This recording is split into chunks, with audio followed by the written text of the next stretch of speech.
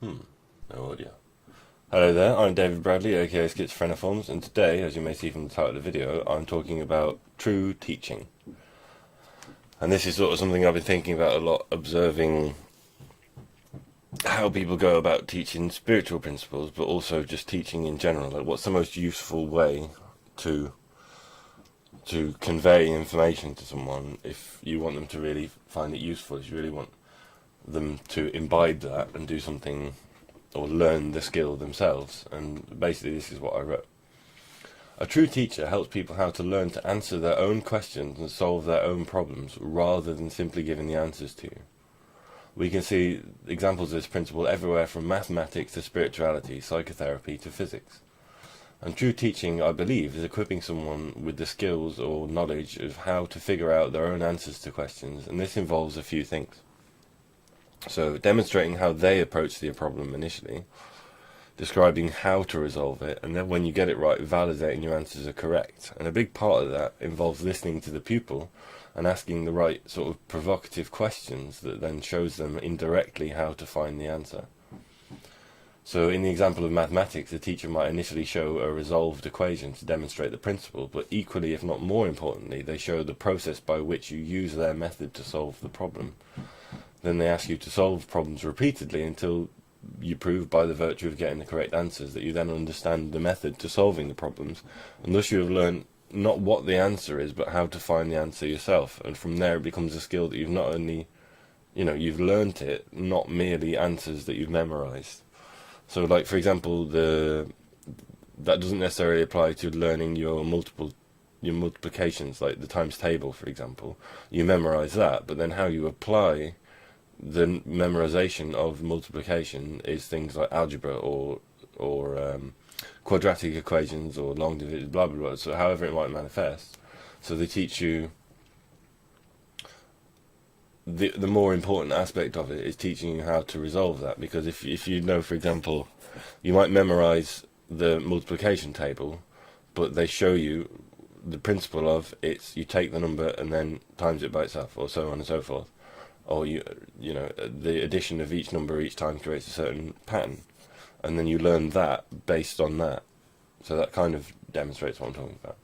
And this is also often demonstrated by spiritual teachers as well. Rather than saying to a pupil, this is what it feels like, and this is how you achieve it directly, they might use, for example, something like they do in Zen, things like koans. So to solve the riddle or the problem of a koan, you must first enter the state of mind required to answer the question correctly. Then and only then is it possible to answer it correctly. So rather than tell you the correct answer, they ask questions and instigate in the mind of the pupil thoughts that provoke the state of mind which is required to answer the question. Therefore, when the pupil has answered when the pupil has answered the koan correctly, they have this verified. So there's those three stages. They might give an example of this is the answer to a koan, but they often refrain from doing that, and would just simply demonstrate and give an example of someone answering a koan. Then they might ask the person how they think they answered that and instigate these sort of things. So there's three stages. There's the demonstration, there's the instigation of the knowledge or the demonstrating of the process of how to acquire it or triggering of that state, and then there's the verification. So we see the same principle apply there again. And again, in psychotherapy, the same principle applies. You start out by helping someone address the issues they're facing. So you might give them CBT or counselling or things like that. But in the process of counselling them through that, the eventual goal is to give that client or that person, that patient in some cases, the key skills necessary to do that work themselves. And once it's achieved, there's no longer a need for the therapist, because there's an effective model in the client or patient that can help them do this work themselves. Now, at this point, I think modelling itself, so that idea of modelling and having an effective model, becomes very relevant. And I'm going to link a video by a guy named John, I think it's pronounced Viveke, who talks about, the video is called Chi Without the Magic, and he talks about how modelling works, and because he's I believe a cognitive scientist, and makes computer models and of how we learn and things like this, and demonstrates loads of interesting principles in the video that explain that further. So I'll put that in the video description. But the basic idea is that modelling is the basis of how we learn. We make internalised versions, or we internalise the information that was taught to us from the character in the way that we were taught it, so that we no longer need external verification or validation of our ideas, and though sometimes we might still need that, in general we've imbibed and absorbed how to learn that information for ourselves, how to figure out problems ourselves, and that's when the student becomes the master. And only a short video, but that's basically it. There's plenty more that could be said, and if you're interested, feel free to leave a comment, and I may well address it in a future video.